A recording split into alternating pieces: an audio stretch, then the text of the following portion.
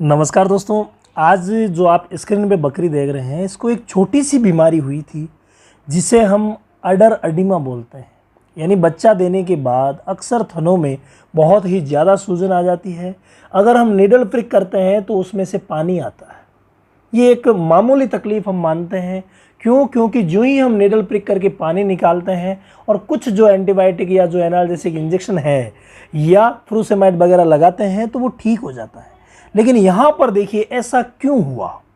यहाँ पर देखिए माँ जी निकालने की कोशिश कर रहे हैं दूध, एक में से दूध नहीं निकला तो ये दूसरे माले में से दूध निकाल रहे हैं। और इसको भी आप देखें तो पूरी तरीके से सड़ा हुआ है, बहुत ही ख़राब कंडीशन इसकी। अभी आपको चारों तरफ से दिखाएंगे। ये देखिए ऐसा पानी इसके अंदर से निकल रहा है जिसमें ब्लड हो सकता है, पानी हो सकता है, मगर दूध इसमें नहीं है। यानी ब्लड और पानी है लेकिन दूध नहीं है। इसी प्रकार से अगर इधर वाले में से निकालें, देखिए ऊपर से सड़ने लग गया है। ये शुरुआत इसकी भी अडर अडीमा से ही हुई थी लेकिन ध्यान नहीं दिया गया और ये कंडीशन हो गई। इसमें भी वही ब्लड वाला, हल्का ब्लड और बाकी पानी निकल रहा है।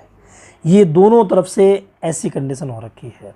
तो ऐसी कंडीशन क्यों होती है? जब अडर अडीमा होता है उसी समय अगर हम निडल प्रिक करके ब्याने के दूसरे दिन यानी बच्चा देने के दूसरे दिन हमें ये करना चाहिए। अगर आप बच्चा देते समय या बच्चा देने से पहले करेंगे तो उसका रिजल्ट नहीं मिलेगा, वो दूसरे दिन वापस हो जाएगा।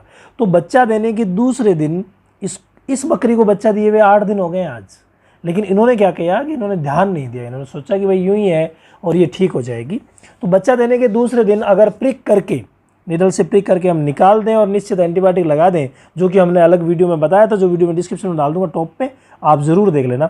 अगर वो नहीं करते हैं तो फिर क्या होता है, जो पानी बाहर भरा हुआ है वो अंदर चला जाता है और फिर दूध की जगह पानी आने लग जाता है और मामला ख़त्म हो जाता है।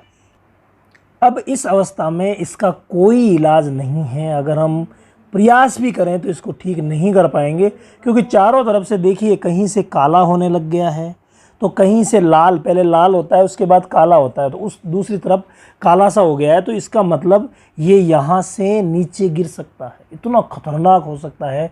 एक वीडियो में हमने नीचे गिरा हुआ भी बताया था आपको, आप लोगों ने देखा, जो गैंग्रीनियस जो मेस्टाइटिस हमने आपको बताई थी, फंगल मेस्टाइटिस, उसमें।